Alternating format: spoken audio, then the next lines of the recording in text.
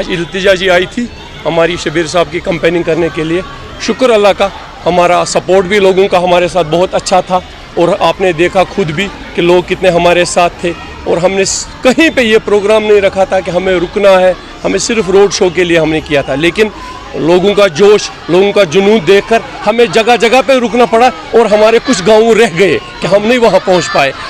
ये इससे ये अक्कासी होती है कि लोग हमारे साथ हैं, इंशाल्लाह जीत हमारी है।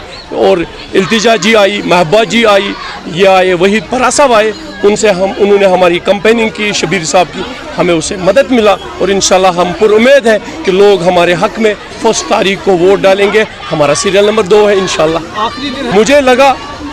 मुझे हर दिन लग रहा था कि लोगों में जोश बढ़ रहा है, लेकिन आज मुझे लगा कि इतना जोश लोगों में था, मैं भी थक गया, मैं पैदल चलते चलते आज आया। इतना तो क्या उम्मीदें हैं आप इस इंशाल्लाह रहमान जीत हमारी है, शबीर साहब की जीत है, PDP की जीत है, टंगमर्ग गुलमर्ग 11 से हम पर उम्मीद है इंशाल्लाह रहमान लोग हमें मायूस नहीं करेंगे। वो 1 तारीख को निकलेंगे और सीरियल नंबर 2 शबीर साहब का कलम दवात का जो निशान है उसका बटन दबाकर हमें कामयाब बनाएंगे।